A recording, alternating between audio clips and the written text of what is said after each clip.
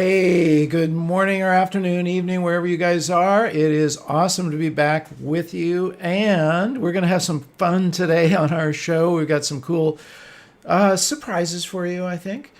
And of course, we're going to be answering your questions. So stay tuned. And Jared, if they still want to throw in some questions, it's not too late, right? Nope, it is not too late at What do all. they do? And the way you do that is you join AYP Club on Facebook and you submit your questions, and we may even take a couple questions from the chat. But if you want to include any photos, you'll have to do that at AYP Club. All right, cool. So don't forget, don't hesitate to ask your questions. Well, let's just get started here. So, you guys know who I am, but I'm Marc Silber. I'm an author, educator, and photographer in Carmel, California. And our show today is brought to you by our friends at Bay Photo. Here's some specials they've got: 15% off on acrylic prints. Those are pretty cool. And you can get cards and calendars. I really recommend that. If nothing else, make some cards, make some beautiful holiday cards, show off your best photograph, put a quote in there, send it to a bunch of friends. That's what we do every year. And you can get 25% off on your first order. And you guys know how much I tell you, you gotta get your work out to the world. And that's one easy way to do it. Okay, so I'm going to first of all just tell you. Oh, Oh, yes, we forgot to yep, say thank you. Don't forget to subscribe and enable that bell so you don't miss any of our shows, right, Jared? yep. Yeah, and make sure that you're enabling the bell and saying all because, man, YouTube, they just like making it complicated. Yeah, you got to enable that bell. See, there's two steps: subscribe and then hit the bell. And the bell will tell you when there's a new show. Okie dokie. Well, I'm going to tell you guys a quick story, my own photography. This is a recent story. So, Hasselblad sent me this pretty amazing camera. This is the 907X. And this is essentially, if you see this back here, this is my original Hasselblad film camera. This is a back, by the way, that I can put on that camera. And but I can also use it by itself as a camera. And I was going out to test it a week or so ago. There was a storm, not storm, but there were a lot of big waves.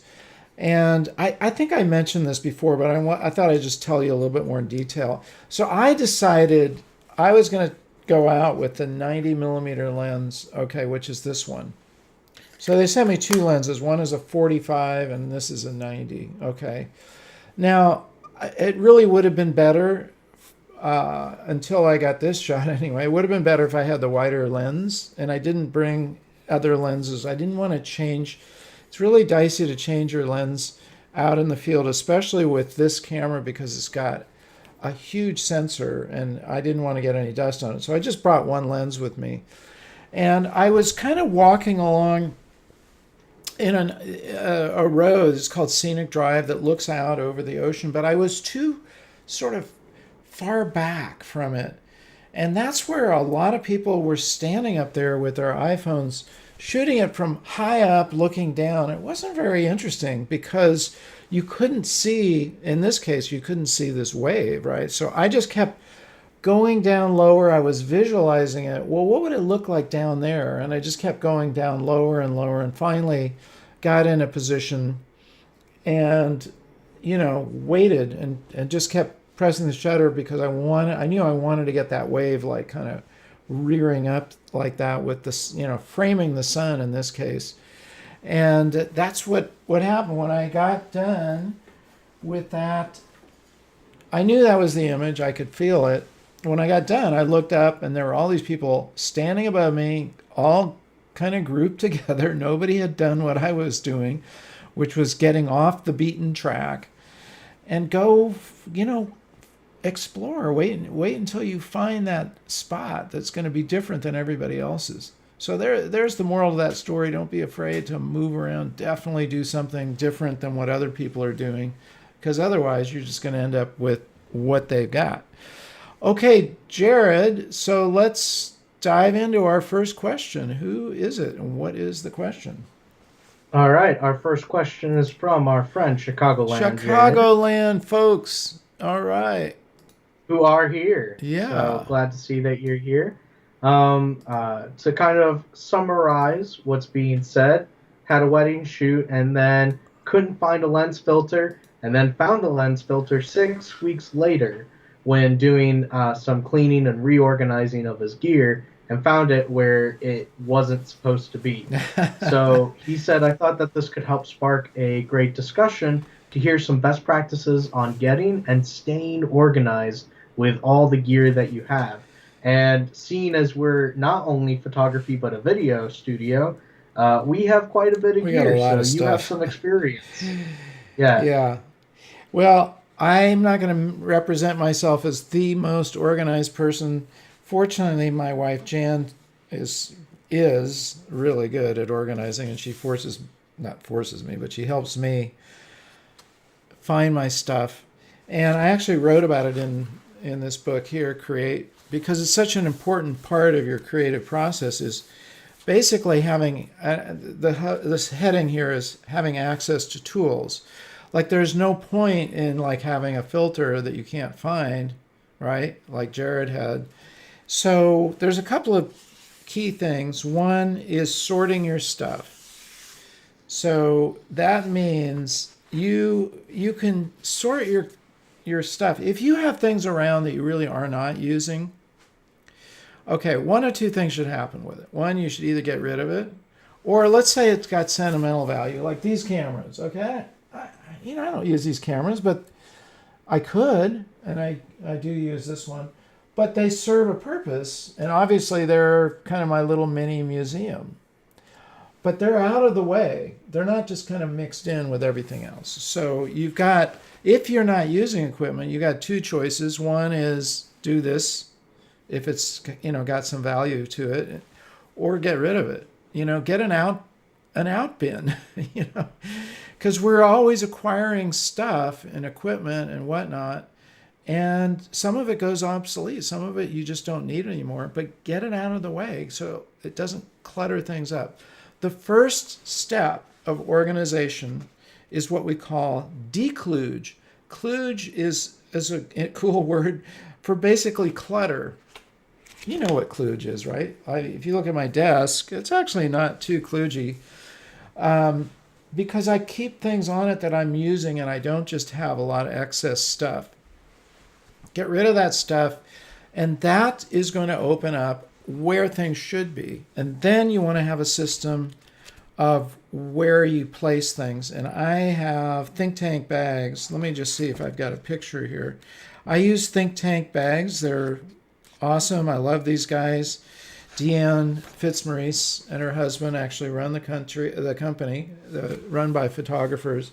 I don't know if you can see this very clearly, but this is what I use as a rolling rack to put my stuff on. And I've got this main bag where the stuff like those filters you were talking about, Jared, would go in there, because if I'm going to be using them a lot, they would go in that main bag. Then I've got bins for things I don't use very often, and that's kind of the other thing, but they're handy. So it's really, first of all, get rid of stuff you don't need, dekludge. Second of all, get into your system of organization based on priority. The stuff I'm going to use a lot goes in that big bag. Things that I need but I may not be using every day can go into one of those plastic bins. Plastic bins are really good for storage because you can see through and see what's in there. Those are some quick tips. Hope that helps. We'll probably do a longer version of this, that's what's going to be cool, guys, about AYP Plus. We'll take some of these topics that I've written about and we'll do a whole show on it and really elaborate on it. All right. So hope that helps, Jared. And who is next? All right. Next, we've got an interesting topic here. So this is one where, to kind of sum it up, Oh, the yeah. idea is when you're dealing with a conflict and you are part of one of the sides of the conflict. Yeah. So this was brought up by somebody. They wanted some insight, specifically the Israel-Palestine conflict, which is pretty intense, Yeah. and they're part of one side, and they want to work on a story related to kind of the other side, to put it in very simplistic terms. Right. Okay. Um, and to put it into summary, I'm in doubt about how to navigate within these two conflicting narratives and how to approach people when doing this. Okay. So the best advice I can give you is, Samuel, is basically you're wearing a different hat.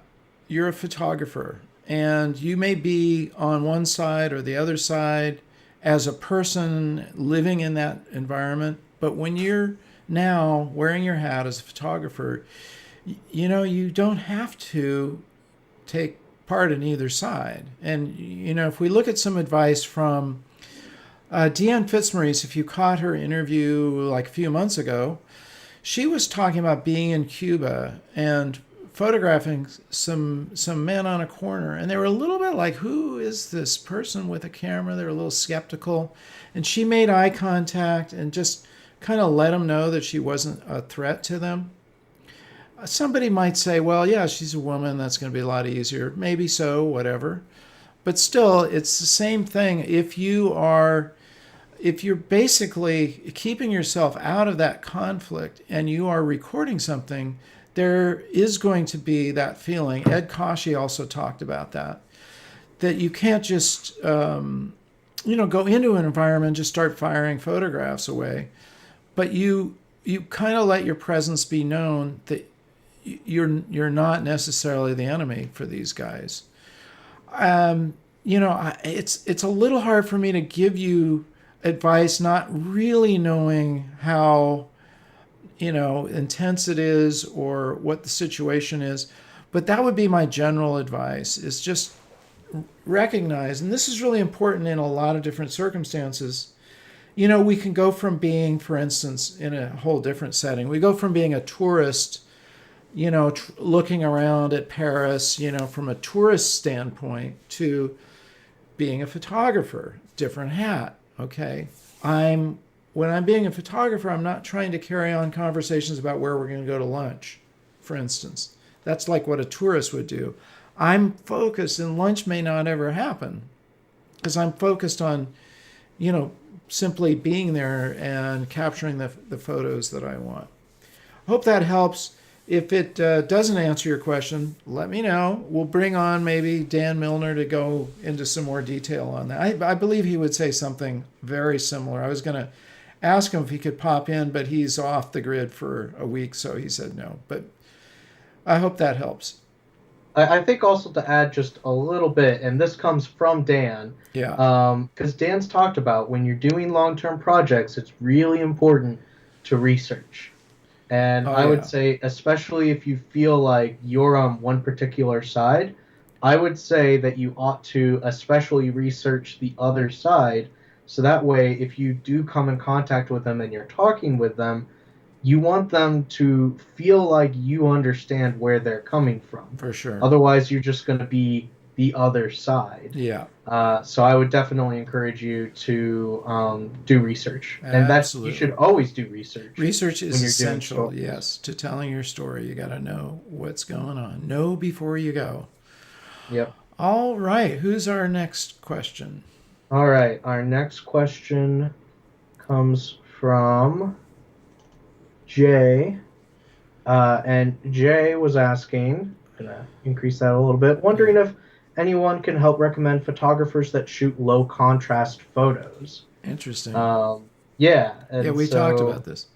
yeah, I'll let you take over. Yeah, I mean, it's interesting, Jay. I've probably my biggest breakthrough as a photographer that I wrote about in this book, Advancing Your Photography, was I was, as a young photographer, taking photographs and taking my rolls of film into the drugstore. And they came back very low contrast, very dull, muddy looking. And when I first went into the darkroom, and saw that you could control the contrast and increase it, it was like, wow, this is a whole new world for me, you know. And I would say ever since then, I've never gone back to low contrast. So, you know, but I understand. I recognize that there are photographers out there who kind of specialize in that. And one of them we brought up, Jared, you have that link. Got it right here. There we go. So his name is Frederick Sommer, and he does seem to specialize in kind of low contrast. Like the girl here, I don't know if you can click on that and make that image bigger or not. I don't think I can. I'll find a bigger one. Yeah, but this is a low, you know, this is a low contrast. It's interesting. I wouldn't have gone that route, but it's just, hey, listen, it's an art form. And if that's something you're interested in, go for it. Now, what was the actual original question? Do we know photographers who do this? I think it was. Well, here's one. Yeah, I think it was recommend photographers that shoot low contrast photos. Yeah, you can do what we did. We just Googled low contrast photography, and then we brought up this guy because I didn't know who he was before this. And he seems like this is what he does. So you can see, you know, there's a lot of, it is a low contrast photo. I tend to go the other school from Ansel Adams, which is you want the widest dynamic range that you can get. So instead of her dress being, you can kind of see it's sort of like a shade of gray. It's like a light gray, not pure white. And there's no like absolute black in that image. I go in that direction. I mean, that's the school that I came from, which is try to get the, you know, full black on one side, full white on the other side. To me, that just makes the image pop. But having said that, this is a beautiful photograph. So if you want to explore low contrast, you should. And I just invite you to Google around and find other photographers who are doing that. And that, by the way, that would hold true for any kind of photography that you are interested in. Look for examples. You know, I tell you guys all the time, look in books. Look in museums whenever you can go to one. You know, try to find other art. And it could be, by the way, not just photographers who are doing low contrast work. You might find people who've done watercolor that's, you know, it's fairly desaturated. And that could be something you want to emulate in your own photographs. It does not have to be a photograph that we're learning from by any means. Okay, and that's just a general piece of advice to get inspiration, to find things that resonate for you. I mean, that's how, listen, every artist does that. You can go to the Beatles and find who their inspiration was, you know, and you'll hear it in their music. You'll hear that they started out using those points of inspiration, and then they basically took off from there. But it gave them kind of a jump start for sure. And even continuing on, like they got inspired. John Lennon was very inspired by Bob Dylan. You know, you could start hearing it in their music and even seeing the way John Lennon dressed. He wore this hat like Bob Dylan did. So it's something we all do as artists. It's not stealing. It's looking at that inspiration and using it in your own work because they were inspired by somebody in their turn. It goes back. It just keeps going back like that. All right. Who's our next question? All right. Our next question comes from Sumit. Going to bring this in. So this is a question about a series of photographs. So they took a series of photographs for an Indian festival. Yeah. And they'd done it before, but this time they wanted to do it again, but to focus on people who live in the slums and how they celebrate. And this celebration's all about light over darkness, good over evil. And so they were shooting at an extreme ISO. Right. And so now, as you can see, the subjects are far away but lack details. Yeah. So they asked, do you have any tips for printing? Because I want to exhibit these. Yes. And I'll cycle through the photos. Yeah, what you've got is a lot of noise there because your ISO is high. And that's why we really, even with modern cameras, I've had people argue with me about this, but listen, There's noise in these modern cameras. I'm sorry. So use the lowest ISO you can get away with. Okay, in this case, it's nighttime. You had to crank up the ISO, but you're getting a lot of noise there. So there's two things I would recommend. I'd use the Nick collection, and I would first of all handle that noise with Define 2, which will reduce the noise. You can do that in Photoshop and Lightroom as well. It just does a really good job. And you can be more specific about where you want to reduce the noise. Like, for instance, in the sky, if we go back to I think that first one, you can see in that sky, that's where you're going to see most of the noise. It's not so visible down below because there's the grittiness of the sand and waves and stuff, but in the sky it really becomes noticeable. So there's a setting in Define 2 just for sky, and we'll work on that. So I would reduce the noise first of all, and then I would probably, because these are black and whites, I would develop them in Silver Effects Pro.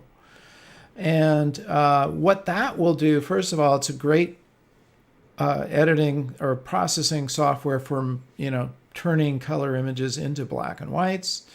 You could also do something else, and I'll answer that question in a second, Chris. You could do something else and change the noise, which I don't particularly find aesthetic. Noise is more of a random, clumpy kind of look, as opposed to grain in film can actually be part of the image. So you can change that in Silver Effects Pro over to a grain, which will make it look like it was shot with a film like Tri-X, for instance, which does have a beautiful look to it because it is gritty. And you're out shooting stuff at night and you had to use a higher ISO or higher ISO film, or in this case, digital. You could, then print it and it will look like you were shooting it with film on purpose. And those are just some ideas. But you've got a lot of cool things that you can try out in Silver Effects Pro. First, you get rid of the noise, then you go into Silver Effects Pro, and you can process it and try those different grains. And it's fun because you get to also, you can emulate different film. Like you could emulate, they have Tri-X in there, I believe. You can put that in there and see what it looks like. I just do everything based on, well, what does this look like to me? Do I want it to look like this? I don't like noise, I want to get rid of it. So you can only get rid of so much in this case, but then you can turn it into a film look, which could look really cool. So that's what I would recommend to you. And then you go ahead and print it. And it'll look like you took a series at night, which you did, and we're reducing the distraction of the noise. So there you have it. And we do have a couple people in the chat who are kind of pointing out, you could try using noise as an artistic expression. Yeah. How do you feel about that? I just never found that works. To me, noise is noise. It's like, if we're recording music and there's a hum, I don't know that I would do everything I can, as Jared knows, to get rid of it because I find it distracting. I don't know that I've ever seen noise. This is my own opinion. If you feel differently, fine. I think noise looks ugly and is distracting. Now, we had Scott Kelby on a while ago, and he said, a lot of people just get obsessed by it. Oh, you got to reduce it, and you're maybe the only one that notices that. That could be true as well. But sometimes it is for sure noticeable. Like in this case, the noise, to me, pulls my eye to the noise rather than what's going on with this photograph. So I'd say get rid of noise. Use, if you want to use grain, great. Go for a grainy look, which is very different than digital noise. So there you've had it. you have that's my opinion. And listen, a lot of the art form of photography is solely and only your own opinion. If you are in love with noise, use it. If you don't like it, get rid of it. It's that simple. It's your artistic expression, not mine. Okay. And All I'd right. Who? say if you get this exhibited, definitely share that with us. Oh, We'd love to please see do. it.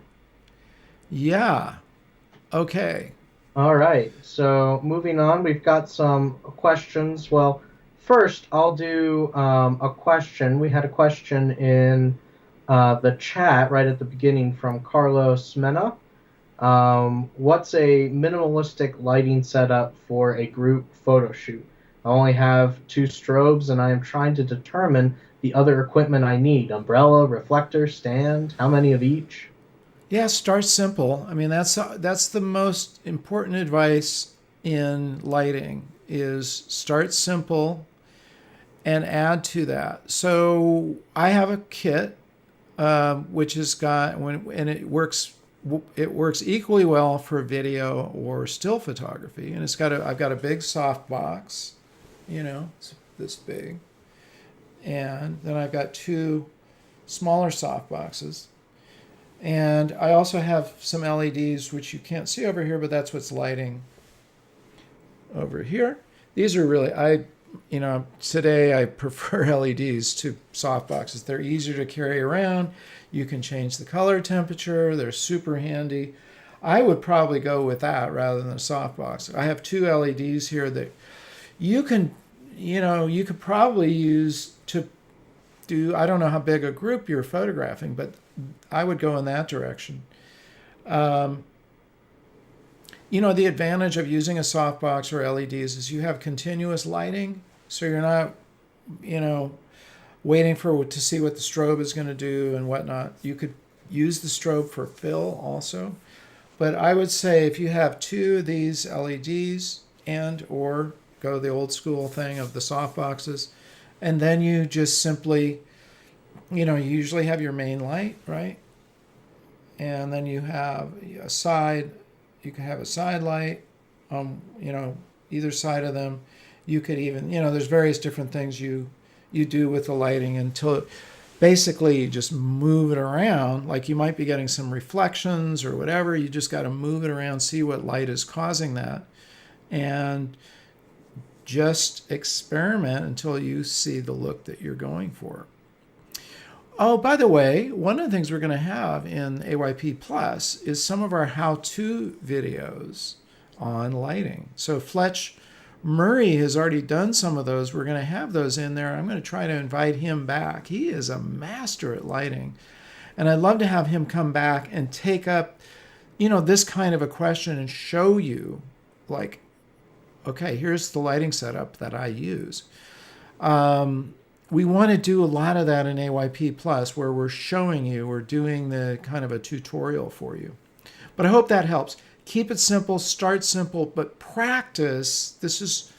I had a miserable failure once when I was a budding photographer. I got a job. It was photographing some sort of an event at a church, and listen, I was a natural light photographer. I really knew nothing about strobes. So I borrowed a strobe from my teacher, who actually was the source of many of my equipment purchases. He seemed to find cameras like this Leica and he would sell it to me. But anyway, he let me use his strobe. I did not test it. This is the biggest mistake you could possibly make. I just thought, well, he showed me how to do it. I'll just go in there, and it was filmed, so I couldn't look in the back of the camera and go, oh wow, this is grossly underexposed. This is grossly overexposed. I did not test it. I shot this whole thing. Every photograph was unusable. It was quite embarrassing. And do not go into a situation where you have not tested your equipment. So in the case of shooting your group, get friends or whoever, family, whoever you got, your dog, your cat, your goat, your whoever, put them together in a kind of a made-up group. Test the lighting so that when you do go into that shoot, you already know what you're doing. And we got a great interview with Felix, where yes, he shared an excellent exercise that you can do to help your understanding of how your lights work. So That's right. definitely check out our videos with Felix. That's right. All right. All We've got right. a good question here from Nemi, our friend. Uh, Nemi, she's we got a still haven't question. gotten your video, have we? Nope, but hopefully we'll get it soon. Okay. And then, so obviously, Nemi's interested in photojournalism, which we know, Yeah. which requires often close to take your photos, which she still has a hard time with. How can I improve this? Well, let's see. Do you have? Where's the question? Can you throw it on the This screen? one's in the YouTube chat. Oh, it's in the chat. So give me that question again. I'm sorry. I was just Yep. kind of waiting for it to come on the screen. What was the Yeah, question? no, sorry. So the question is, she's interested in photojournalism, which requires getting in close, which she has done often, but she still struggles with it sometimes, getting in really close. Wow, I think Uh, you're doing a great so, job. but how would you, what advice would you give to her and other people who are interested in getting in really close for overcoming that? Well, Nemi, it's just you've already been doing it, and a lot of photography is just getting familiar. There's this thing called professional familiarity. And this is what happens to a professional, whether they're a lion tamer and they are doing things that none of us would ever do, but they didn't just wake up one morning and walk into a cage and start training lions. I mean, they did it step by step. It's on a little gradient. Surfing is an example. Surfing can be very overwhelming. There can be very huge waves, and you get held down underneath the waves, and that's very frightening. So you should start off on smaller waves and just get, more and more used to. Sometimes you don't have any choice and it's a big jump. But if you do things step by step, whether it's, getting in close, I mean, from the work I've seen, you're doing a remarkable job. But just if you want to get closer or you just feel like you need to, there's something that you want to change about it, just do it step by step. That's the best advice I can give you, and this holds true for every form of photography. If you're, we talked about it with lighting. Start with one light, do it step by step, add another light, see how that looks. Don't try to, immediately throw yourself into a situation where it becomes overwhelming. So, Nemi, I would just keep going in the direction you're going in, and you will continually gain that professional familiarity the more you do it. It's amazing how much in our world of photography and in life, for that matter, relies upon just doing it, and having that observation of what happens and take it to the next level each time. But don't, it's called advancing your photography, not overwhelming your photography, not jumping up. It's like if there's a building, it's got 10 floors in it, we don't try to go to the 10th floor from the first floor unless we're Superman, So we go floor by floor, and if you do that, you're building a really steady and stable foundation. Jared, why don't we take a break here for a second, and Yeah. let's talk about AYP Plus, because you guys, this is really getting us super excited. And we have a survey that we'd love you to answer that's asking for telling you what we've got in it and what we're doing, and also asking for anything else you want to have us include. I can't guarantee that we're going to do these right away, but it could be stuff that we add in as we go along. And also on the mentorship program. So there's two levels of AYP Plus. AYP Plus will give you basically weekly classes. We're going to do a weekly class. There's going to be a library of content that you'll have access to. None of this is available here on YouTube, by the way. This is only for the AYP Plus members. There's community interaction. There will be assignments that I'm going to give over a 13-week period where you can, post your work, and a lot of other cool features. Then there's the mentorship program. This is a much smaller group. In the mentorship program, unlike what we're doing here on YouTube, where I can only see your chat, we'll be able to see you and hear you. So you'll present your work, your photos, talk about, what happened, whether it was, wow, I nailed it, or I had a problem with this, whatever it is. And then I will, give you guidance on it, but also other members of the group can talk about it as well. But the other thing that's going to happen as part of that mentorship is that you're going to have a project. And if you missed my show about what worked and what didn't work in art school, this is all based on that research. So what works in the art school that I went to is we had a long-range project. And you came back every week with progress having been made towards the end goal of that project. And we're going to do it over a 13-week period. Again, that's a much smaller group. You will also, in the mentorship program, have access to everything else. So you'll have access to the classes. We're going to have videos that are unedited, that nobody's ever seen before. Like a Dan Milliner video where I might have shot him over a 45-minute period and we edited it down to 8 minutes. Well, what about all that other stuff? Nobody ever saw it. So you'll see some of those. So we're trying to make sure we have the right name for that mentorship program. You'll see in the survey I'm asking you for a couple of ideas on that, and also the times that will work best for you. So Jared, you got that link in there? Yep, link is in there. So and for AYP Plus, we'll be doing a big reveal where we're going to show you all the intricacies of it and everything 1 week from now. 1 week from today, 11/25. Make sure you guys show up for that. And yes, the question about using a smaller camera is that's a very good idea. If you come in and you've got, this is a big camera. That's why Henri Cartier-Bresson used the Leica, much smaller. The Fuji is a small camera. So that can make a big difference. So you're not so intimidating.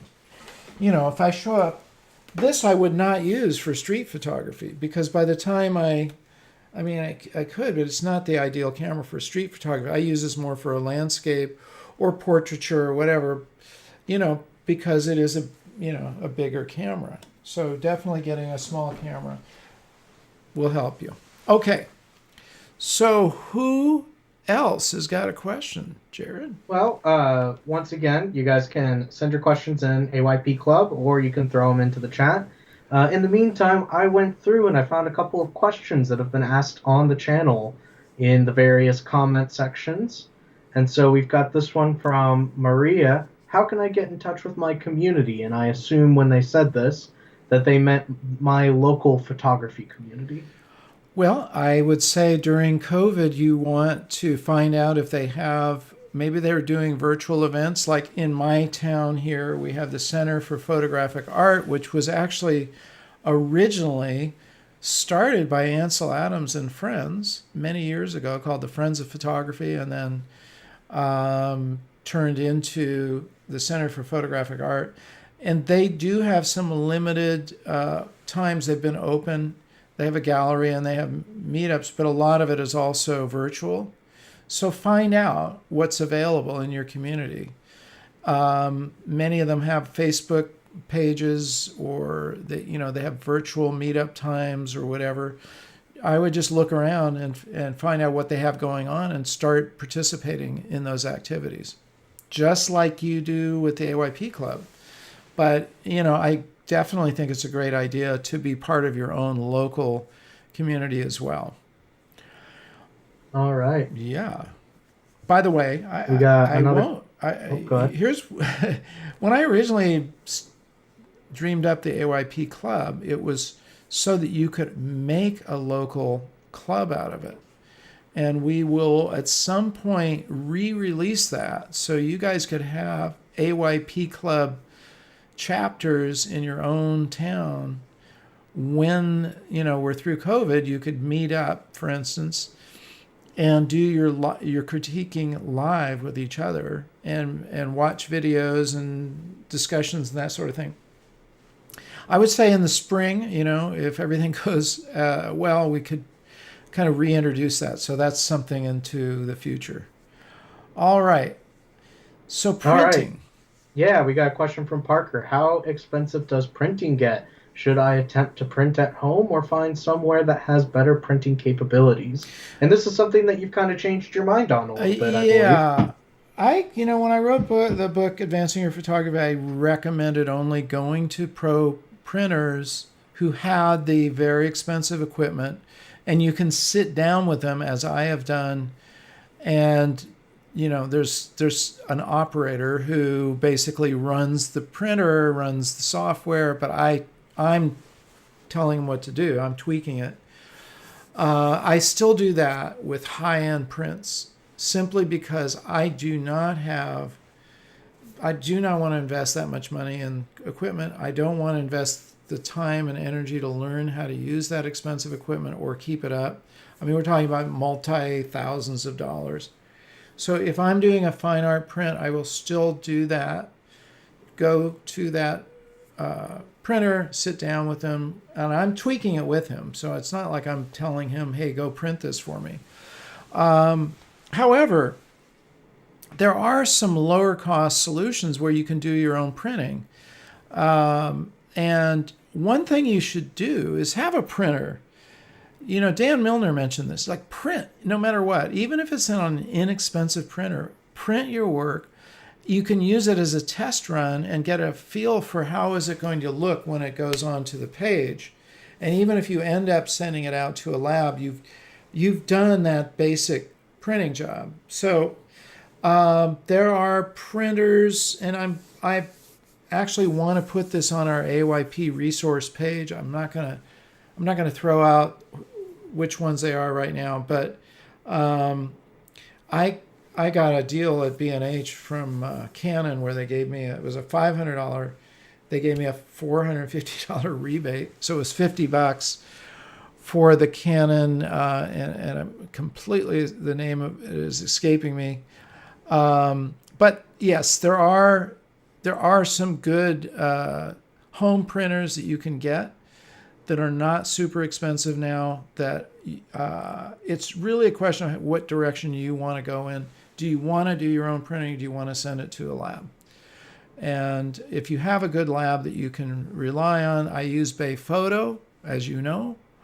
But if I'm going on to big prints, fine art prints, then I have another lab where I go with my stuff on a drive, my images on a drive. We put it on his computer.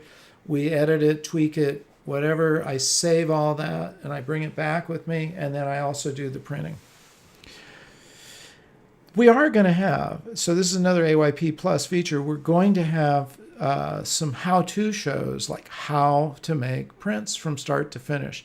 I'm going to try to get Dan Milner on as well to do how to make a blurb book, start to finish.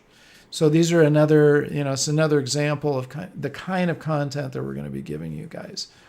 Okay, so All right. who's next? We'll just take a few more and then I got to hop off. All right, this comes from Kelly, and they're asking, Yes. so this is from one of our Bob Holmes videos, and one thing that Bob often talks about, and you often talk about, is to shoot for the highlights. Yeah. And so I thought we could dive into that a little bit because you do get this question fairly often, I hear. Okay, so I'm going to see if you guys can see this. I'm holding up. I just did some test photos before the show, and this is shooting not for the highlights. Can you see how, when it's blinking like that, that means it's blown out. And if you can see, this is the histogram. Do you see that spike there? That means it's going off your sensor's ability to record. All that information will be lost. Now, this isn't an important photograph. You may want to make your screen full. Yeah, that might make it easier to see. Let me pull that up. Hang on a sec. So the thing that we're doing here is, okay, so that's probably a little easier to see there. Can you guys see that? So it's blinking, which shows that it's blown out. That information is lost. That's what happens when you don't expose for the highlights. Okay, now the next shot, okay, now I'm losing information up here.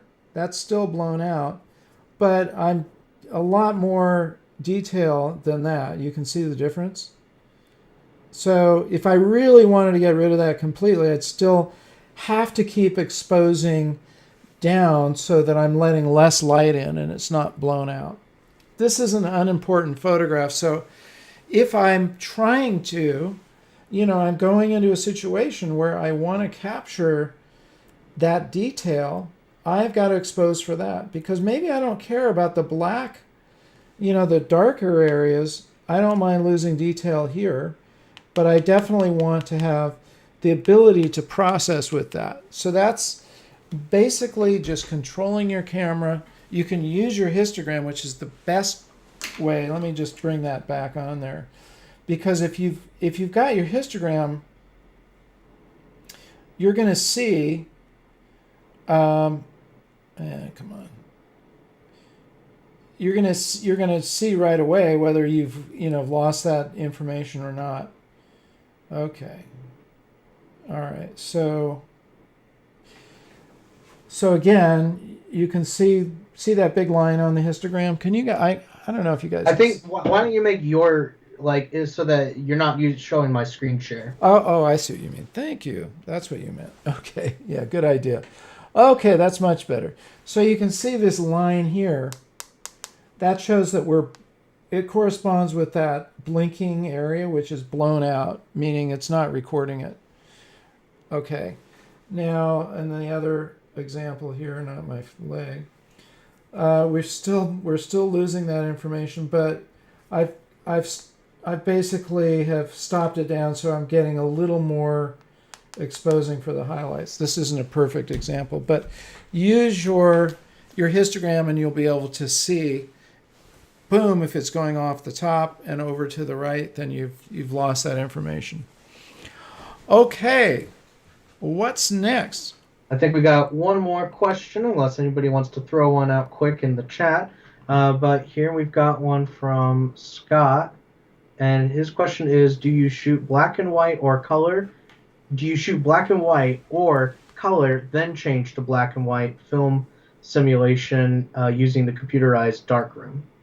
So basically, I think it's, do you shoot black and white from the camera, or do you change it on the computer in the digital darkroom? Yeah. So first of all, you want to shoot in RAW, which basically means that the camera isn't changing anything.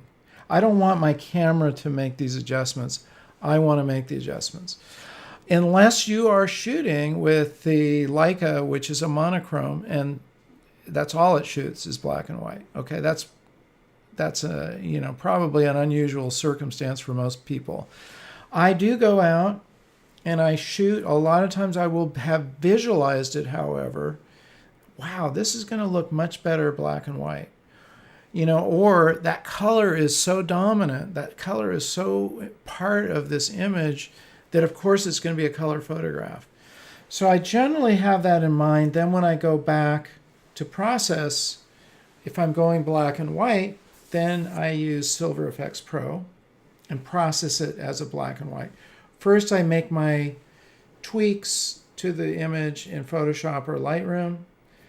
Then I carry it over to Silver Efex Pro. You just click on it and go edit in, boom, Silver Efex Pro, and then you process it as a black and white. So that's my workflow on color versus black and white. And if I just say, hey, this has got to be a color photograph, then I just process it as a color photograph. I don't go through that other series of steps. Although Nik Collection does have others. I have not really explored too deeply, other apps that can help you with color as well.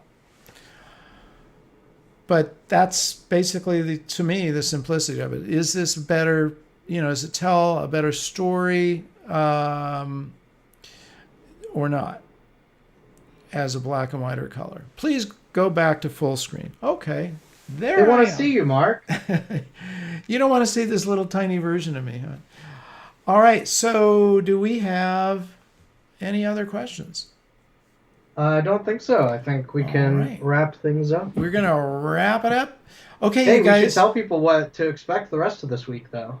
Yes, absolutely. We've got some cool stuff. Well, tomorrow, of course, is our critique show. I love that show. I love doing these critiques with you guys. And then on Friday, we have a special guest. She is a Hasselblad ambassador. She is an amazing photographer. Her name is Julia Fullerton Batten. You can look her up. She does very cinematographic photographs, and they are obviously choreographed. And we're going to hear her process because it's something that you could do at home with your own family, for instance. So she's a delightful person. That's Friday at 10 a.m. Please tune in. That's a special broadcast coming to us from London. It's going to be 6 o'clock her time, just like a lot of you guys out there. And no matter what kind of photography you are kind of pointed in the direction of, I'm sure there's going to be a lot of interesting information that we can learn from. I have questions for her. What's her process for setting things up? So one of the things she talks about is she hardly processes her images at all because she does it all with in the camera with the lighting. And I think that's really fascinating. I want to hear about that. So that's Friday. Tomorrow is, our critique show. And definitely answer the survey because we want your input for AYP Plus. We want to hear from you guys. We're building this for you. This is your platform. And it's a very, very special place that we can take our whole experience way beyond what we've been able to do just, through this broadcast and even in the AYP Club, because it has so much more structure. It has the community. It has the library. It has the weekly classes. And these are different than, you're not going to see any of these classes put on YouTube. These are solely and only for the AYP Plus group. So I really hope you guys join. It is going to be released next Wednesday. So get ready for that. Jared, do we have anything else? I think that's all. Just, All yeah. right. I think we got one more thing to say, the thing that you often hear us say Well, that on is this show. subscribe and enable the bell, right? We definitely want you to do that. Yeah. And Definitely. we want you guys to leave your comments. We go back through those. I'm probably got a few that I still need to answer, but we certainly get your comments, read them, and respond to them. And of course, we love your likes, and we love it when you share. And listen, if you guys haven't bought my book, you should get it. I wrote my book, Advancing Your Photography, to give you a complete system to get inspired, learn composition, lighting, and a whole bunch of other stuff. I've got the ebook on sale right now. Go to advancingyourphotography.com. If you don't already own a copy of that, you should get it. It's half price, $4.95. That's the entire book. And it's updated too. It's the updated edition just done 2 weeks ago. So I want you guys to go get that and look inside. Make sure once you buy, look at the offer that I've got that you might want to take advantage of. And I hope you do.